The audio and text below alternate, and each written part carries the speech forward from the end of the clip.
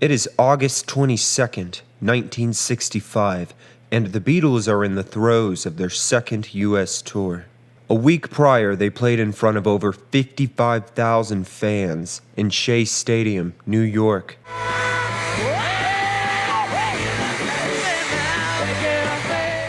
Since then, they've played in Toronto,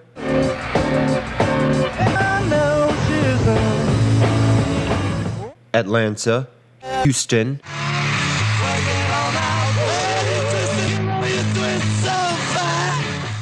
Minneapolis,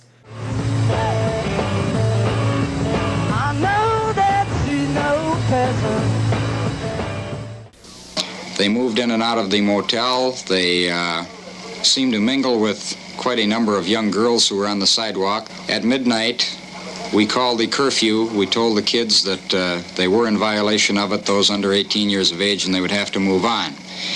It came to our attention at that time from a couple of the girls on the sidewalk that they had friends who they were waiting for that were within the motel. We then felt, of course, that the only place they would be is on the 5th floor of the motel where the Beatles were housed. We did have trouble, however, with the report of a girl in one of their rooms, that of Paul McCartney. We did, however, get the manager of the Beatle troupe to announce himself at Mr. McCartney's room and tell him that the girl would have to leave the room or we would have to force entry into the room. We felt, Phil, very frankly, that this is a typical traveling troupe, much like you have with a circus, and that they are here today and they are gone tomorrow. We are accountable, of course, to all the citizens of Minneapolis, and we feel for the welfare and safety of their kids. and tonight are scheduled to play in Portland, Oregon. On the morning of the 22nd, they flew from Minneapolis-St. Paul International Airport, and on the way to Portland, one of the 4 engines on their plane caught fire. Each of the Beatles reacted in their own unique way. Ringo simply stared at the fire. Paul acted blasé, but Larry Kane, a broadcast journalist who traveled with the Beatles throughout the tour, noticed he was biting his lip. George, characteristically sardonic, ran to the back, saying, "Beatles and children first." Quick note here, though, as it has also been written that John spoke this line on their eventual departure from the plane. Who knows? Different sources say different things. John Lennon, on the other hand, made no attempt to hide his terror. He looked at the fire, exclaiming, "Oh shit, oh shit, oh shit," ran to the emergency door and began tugging at the handle. Larry Kane grappled with John, saying to him, "Are you crazy? You'll get us all killed." But John could not be persuaded. He made another attempt at the door, and this time was stopped by roadie Mal Evans. John was apparently frightened enough to write a few messages on slips of paper, which he then enclosed in a film canister for protection. Of course, as we know now, the plane touched down without incident, and shortly after, they played the first of 2 shows at Portland's Memorial Coliseum, one at 3 p.m. and another at 8. Thank you very much, everybody. Thank you. Famed beat poet Allen Ginsberg attended one of the shows and immortalized his experience with a poem. A brown piano in diamond, white spotlight, Leviathan auditorium, iron run wired, hanging organs, vox, black battery, a single whistling sound of 10,000 children's larynxes a-singing, pierced the ears, and following up the belly. Bliss the moment arrived. Apparition. 4 brown, English, jacket Christ hair boys. Goofed Ringo battling bright, white drums. Silent George, hair patient. Soul horse. Short black-skulled Paul. With the guitar. Lennon the captain. His mouth, a triangular smile. All jumped together to end some tearful memory song.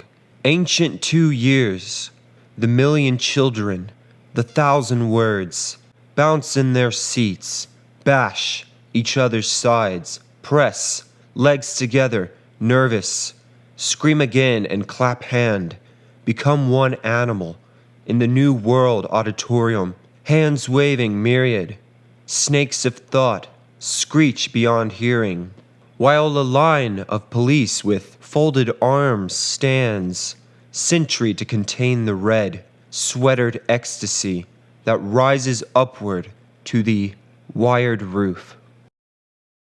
The Beatles completed their performance, and it was time to jump right back onto a plane, this time to Los Angeles. And it was there, mercifully, Brian Epstein arranged a 5-day break for the band. Brian had rented a large house at 2850 Benedict Canyon Drive in Beverly Hills, which was owned by actress Zsa Zsa Gabor, who you may know as Jane from Moulin Rouge, or maybe as Erica from Gilligan's Island.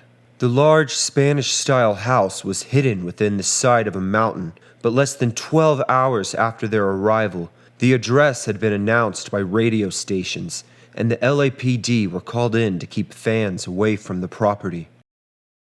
Alf Bicknell talks about the house in his 1990 book, Beatles Diary.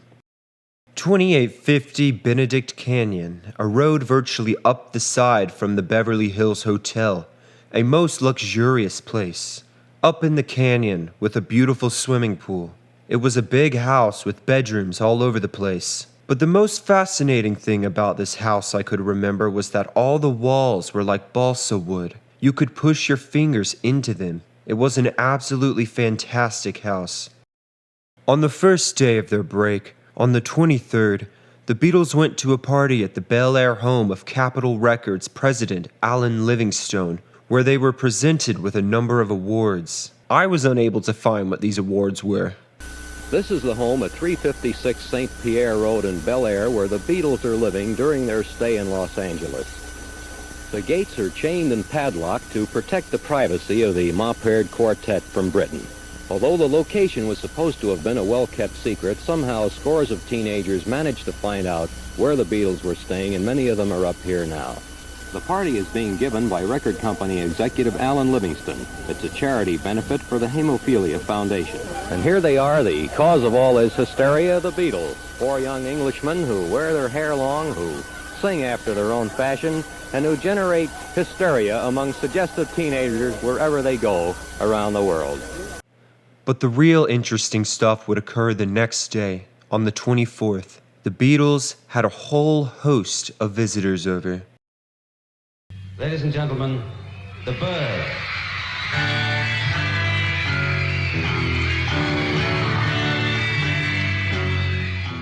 As an icebreaker, you could say, Roger and David decided to take LSD with the Beatles as a way to get to know them better. It was John and George's second time tripping after their nightmarish dosing at the hands of a dentist friend earlier in the year. Now, this fella, for some reason or other, had obtained lysergic acid diethylamide 25. And he just put it in our coffee or something, yeah. You know, we were just insane. We got in the lift and we all thought there was a fire in the lift. It was just a little red light and we were all screaming like that. And it was all hysterical. And we all arrived on the floor because this was a discotheque that was up a building, you know. And the lift stops and the door opens and we were all going, ah! It was Ringo Starr's very first time taking the drug. Neil Aspinall and Peter Fonda also joined in, but Paul decided to abstain. We are lucky enough to have an enormous amount of first-hand statements regarding this particular trip. From here, I will do my absolute best to sort these statements in order of the day's chronology and paint the picture for you all. We will start first with a recollection from Roger McGinn. There were girls at the gates, police guards. We went in, and David, John Lennon, George Harrison, and I took LSD to help get to know each other better. While a large majority of the household was tripping on acid, it wasn't just Paul who abstained. In fact, there were some who were unaware that the trip was happening at all, including Daily Mirror reporter Don Short. And then, well, we just decided to take it again in California, yeah. Well, we were on tour in one of those houses, like, you know, Doris Day's house or whatever it was we used to stay. And the three of us took it, Ringo, George and I think maybe Neil, and a couple of the Birds, you know, that, what's his name? The one in the Steels and Nash thing. like that. But there were some English reporters with us, like Don Short, and we were in the garden, had it. It was only the second one. We still didn't know anything about do it in a nice place and cool it and all that. We just took it, And then we suddenly saw the reporter, and we thinking, how do we act normally? Because we imagined we were acting extraordinary, which we weren't.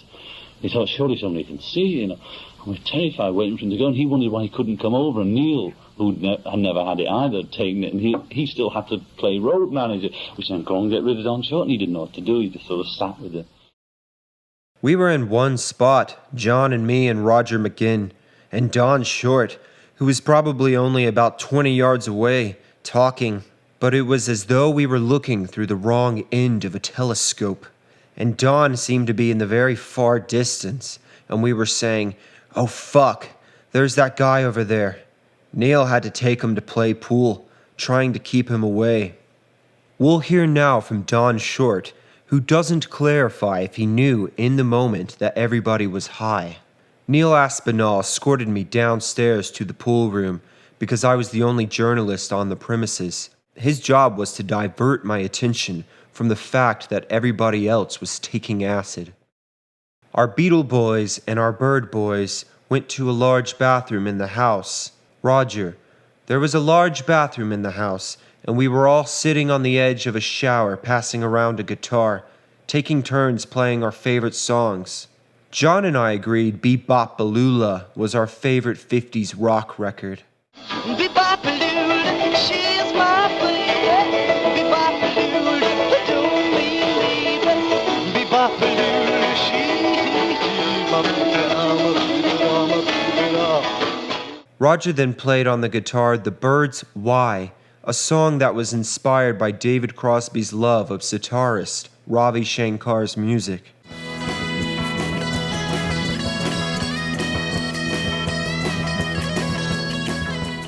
I told him about Ravi Shankar, and he said he had never heard Indian music before, which, if this is true, would have huge implications and prove a pivotal moment in George's life, as Ravi Shankar would go on to become his mentor and one of the most important figures in his life.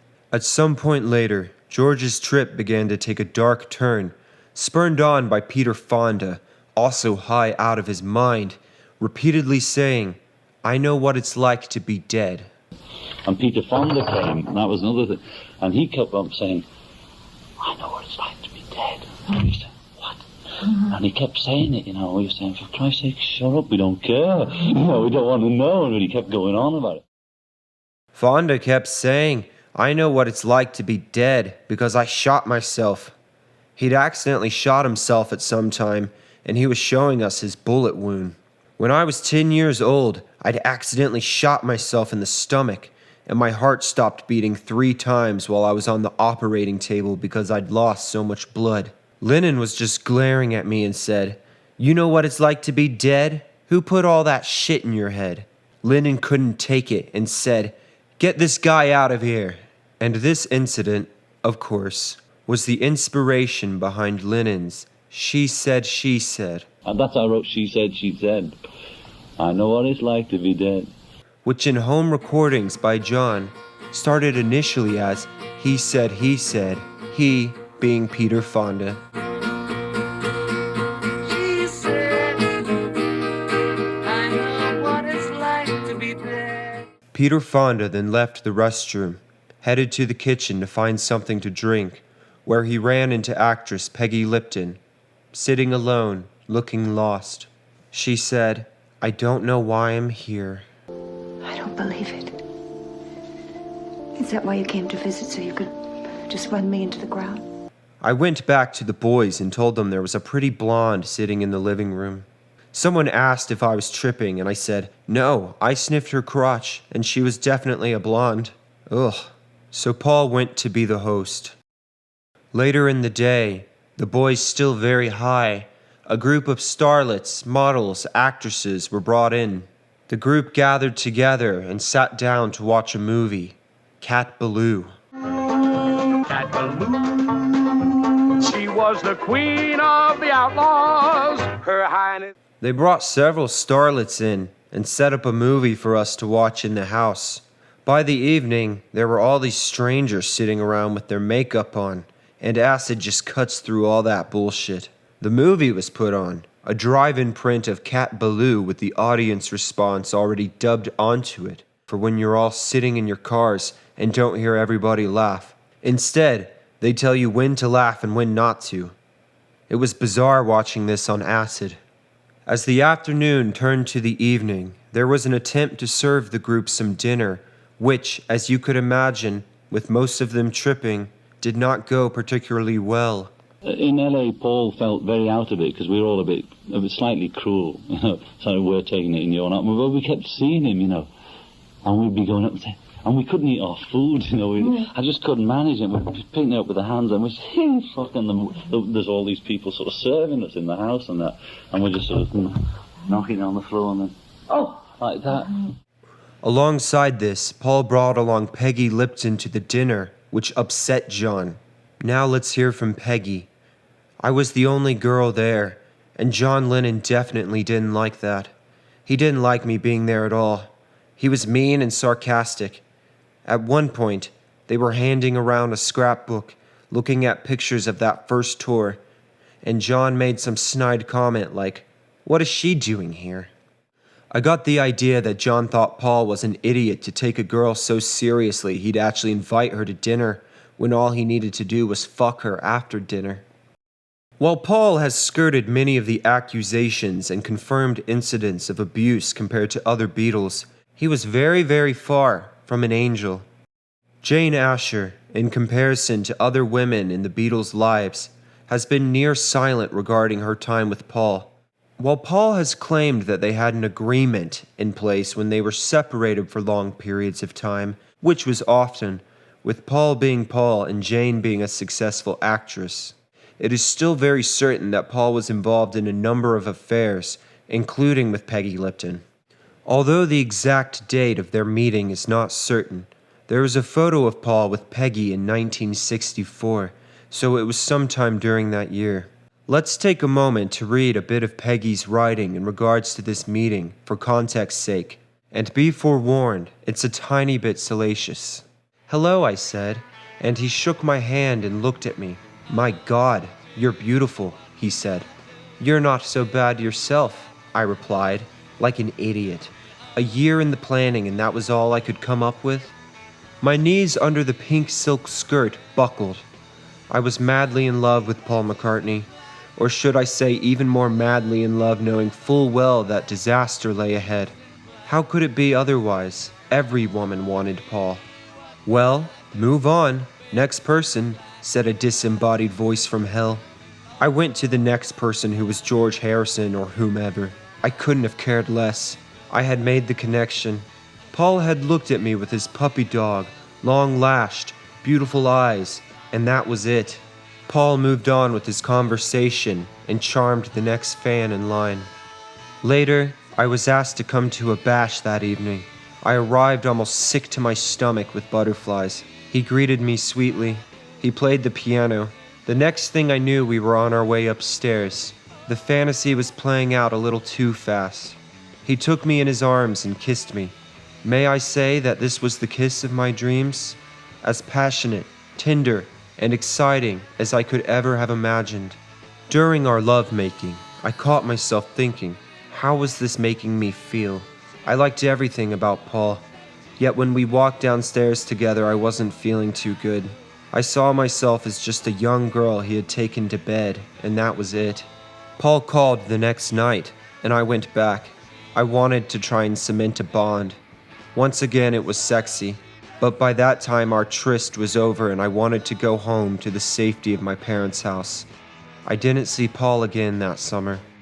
Now back to our quote-unquote present, again from Peggy Lipton. We ended up smoking a joint in the bathroom before other people arrived. We were having fun. Paul and I emerged from the bathroom and floated into the living room where he held my hand, and we had a few laps in the dark. A sinking feeling began to take over. Paul became silent in bed. We made love, and for a while my anxieties receded, but as he drifted in and out of sleep, I knew I was losing him.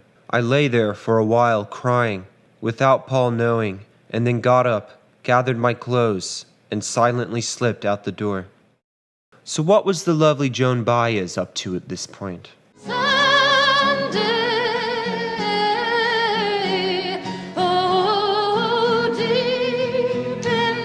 She said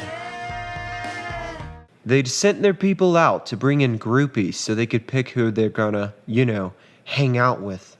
And these poor girls were just sitting downstairs, waiting to see whether they're gonna be picked by somebody. They didn't talk. They didn't even knit. There weren't enough bedrooms for everybody, so John told me I could stay in his room. So I went to sleep and he came in during the middle of the night. And I think he felt compelled, and he started coming on to me, very unenthusiastically. I said, John, I'm probably as tired as you are, and I don't want you to feel you have to perform on my behalf. And he said, oh, lovely. I mean, what a relief. Because you see, well, you might say I've already been fucked downstairs. So we had a good laugh and went to sleep. The Beatles woke late the next day, having breakfast in the early afternoon. After the events of the day before, it was to be a day of rest, sunbathing, and swimming. But these are the Beatles after all, and there was hardly a day in this period without excitement. In a story almost too crazy to believe, 2 girls supposedly hired a helicopter to fly over the mansion and ascended to a height where they were able to jump down into the pool. And it sounds crazy, because it is. Though the truth is not too far off. The following is a recollection from Tony Barrow, who served as the Beatles' press manager and also supposedly coined the nickname the Fab Four. The Beatles were relaxing beside a kidney-shaped outdoor pool at the back of their rented 2-story bungalow in the hills above Los Angeles.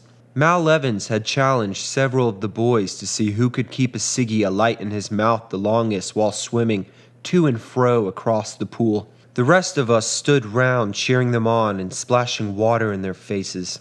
Above us, in a clear, deep blue Californian sky, we heard the whirling of another low-flying helicopter, which we took to be fetching in yet another batch of television reporters to spy on the goings-on by the pool. Suddenly, a shrill voice called out through the air, "Paul, I love you. Paul, you're wonderful." Ringo, striking one of his daft poses in a borrowed bathrobe that was a couple sizes too big for him, turned to Paul and remarked with a straight face, "Your lips didn't move when you said that. How did you do that?" Paul's mouth opened wide in mock astonishment as the others laughed. Then we looked up and the truth dawned on us.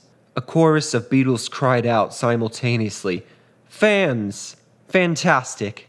A teenage girl was leaning out of the helicopter, waving frantically at the Fab Four with one hand, and holding in the other the type of horn-shaped loud hailer that airborne cops used to shout through when they were in hot pursuit of runaway criminals. We found out the full story behind the flying visits later in the day. Several Los Angeles fans had rented a helicopter for a few hours and ordered the pilot to circle the Benedict Canyon area until they spotted our temporary hillside hideaway. The kids couldn't afford one of those big jobs you see in Vietnam War action movies, so they hired a small one which would only take one of them at a time to swoop down on the Beatles. Far from being annoyed by these adventurous visitors, the Beatles were full of admiration for the girls' ingenuity. The episode amused the boys immensely, and they waved back to each of the girls in turn, shading their eyes from the blazing sun as they gazed upward. There was no security risk because the helicopter couldn't have possibly landed on the steeply sloping hillside. But Brian Epstein was not nearly as amused and would complain to the Los Angeles police, and a no-fly zone would be declared over the property.